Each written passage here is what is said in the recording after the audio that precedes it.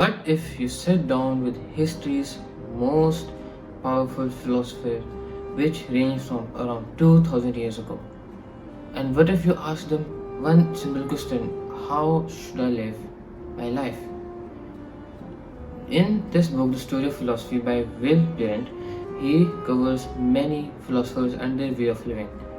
And today I will go through four of the main philosophers and four of the main lessons that we learned from their lives. Let's start with Socrates. Socrates was a Greek philosopher, as you might have known, and he questioned everything. He was one of the most curious philosophers, and instead of accepting the thoughts of everyone, instead of just accepting anything that he is told, he would ask why. He would, if you just summarize his teachings in one simple statement, it would be: don't confuse familiarity with the truth. You might find yourself bad at something and you might consider it inherently bad, or you might need, or you might have the feeling of needing something that everyone else has, although you do not need it. Ask why you believe that. Ask why is that so. Ask what is the evidence behind that, and what could be wrong, what could be right. Asking questions is the main philosophy of Socrates. For example, you're in a fight with someone and you're losing an argument, and in mid-argument you realize that you're wrong because you questioned why, and all the anger was then redirected towards something else rather than the person you were arguing with. Sometimes asking why saves a lot of your respect and even in some cases your life. Next is Aristotle. Aristotle says that we need to build our character. Life isn't just about indulging in something that we like. Life isn't about just pleasure. It is about developing our character.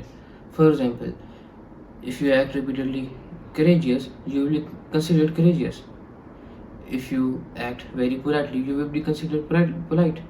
Habits form your own identity.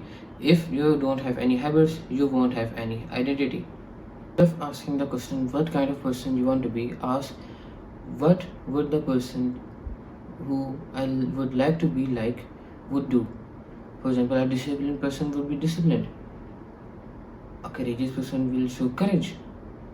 A optimistic person will show optimism towards everyone. Be curious. Sometimes we name him in scientific discoveries and stuff, but his life wasn't really about chasing happiness. He argued that the way you gain happiness can be from very small sources. You didn't need a palace to feel the pleasure. You could be playing in happiness with simple stuff like friendships, achieving small goals, and daily stuff. What we tend to find happiness in is finding more stuff, is getting more. But the real thing is, more isn't necessarily happiness. We make the deadline to happiness more further away again and again, like the time I will get my salary, the next time I will get my salary, the next time I will visit, the summer vacations will come.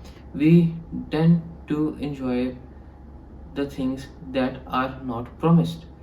What we actually need to enjoy is the small things that we get every day, the small everyday pleasures. We need to emphasize them and use them as a way source of happiness. Finally, Friedrich Nietzsche. Nietzsche argues that we should make our own definition of success. We should overcome what others have said. We shouldn't rate our own success on the basis of the standards that are set by others. We need to make our own thought of success. We need to choose a path, and to choose a path we need to know what we want to become. What we follow today is like getting good grades, making more money, getting a prestigious job, but they are actually the goals that are set by the public. We need to set our own goals and then work towards them. We need to work and improve slowly and slowly, and we need to shape ourselves into something better. We cannot be perfect, but we can always be better version of ourselves. The only one that we should be compared to is our past self. Hope you like my video, and please like, share and subscribe. This is a new channel and we are trying to develop it.